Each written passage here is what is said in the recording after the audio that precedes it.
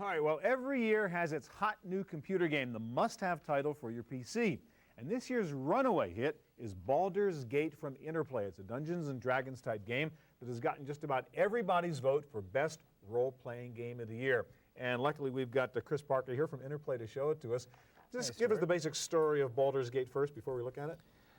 Baldur's Gate is a role-playing game. It's set in the advanced Dungeons & Dragons world of the Forgotten Realms. Okay. And so what we did is we took a big chunk of that world and then created a story within it. It was a fairly unused portion of the world. And you start out as an orphan by yourself near the city of Baldur's Gate. And as you progress through the story, you meet all these other individuals that can actually join your party. And eventually, you can have this party of different individual personalities, as many as 6 of them. Why is the game so hot? Why is this so much better than what's come before? People compare it to Diablo, for example. What makes this a better engine?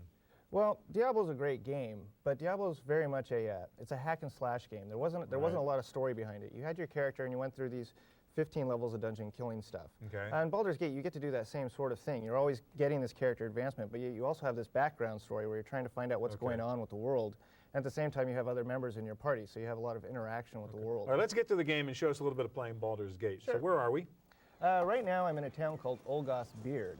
And so as you can see, this is a relatively peaceful little shore town, so I'm just going to run around real quick. And as you can see, all the graphics, we're able to put a lot of detail in. We use fully pre-rendered background graphics and then render them in at least 16-bit to screen.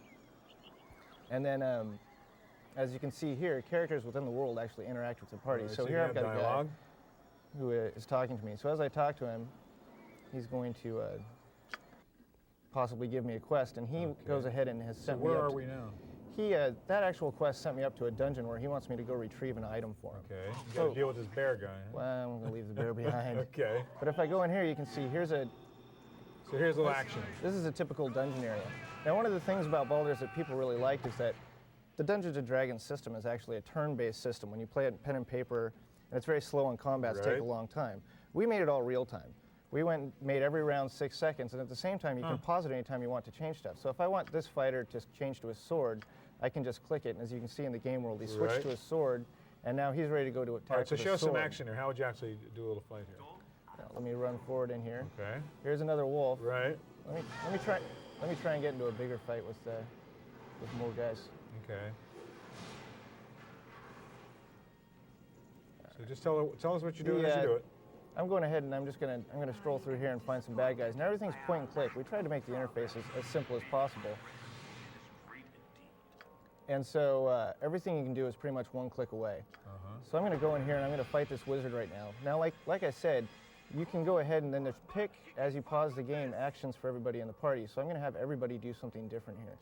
So you give each of the characters a different capability? Exactly. This person's going to use a wand right here. I'm going to have this person here go ahead and cast a spell. I'm going to summon up some skeletons to fight for me. And again, real quick, point, click, give it to him. Point, click, give it to them, then I hit the space bar, and everybody goes and does what they're supposed to do. And so then I have these You got your 6-second war. Yeah. Exactly. So now you can play this online with other people, right? Absolutely. What you can do is, as I noted, you have 6 players in your party when you're playing Baldur's Gate. What you can do is if you join a multiplayer game, then you make 1 character, or 2 characters, or 3 characters. You join up with somebody else who has a number of characters as well. And then you fill up the party of 6 that you could have in the single-player game. So you have any numbers up to 6 actually play within a game, and then they proceed throughout the story, just like you would if you were playing the single-player game. All right, Chris, you've already got a sequel to the original Baldur's Gate, don't you? Yeah, well, it's not really a sequel so much as an expansion story. What we have is Tales of the Sword Coast, which we released earlier this year, and it actually plugs straight into the Baldur's Gate game world just to make it bigger, give you more stuff to do in the game. All right, now you've developed this great game engine for Baldur's Gate. You're going to take that engine and apply it to other games, other play environments? Yeah, absolutely. The developer who actually created Baldur's Gate, BioWare Corp., has actually allowed us to license the engine from them. And at Black Isle Studios, which is my division at Interplay, we're actually working on 2 other titles. One is Planescape Torment, which is set in another advanced Dungeons & Dragons world. And then we've just announced a new one, which is Icewind Dale, which is in the same world as Baldur's Gate, but a completely separate game from that.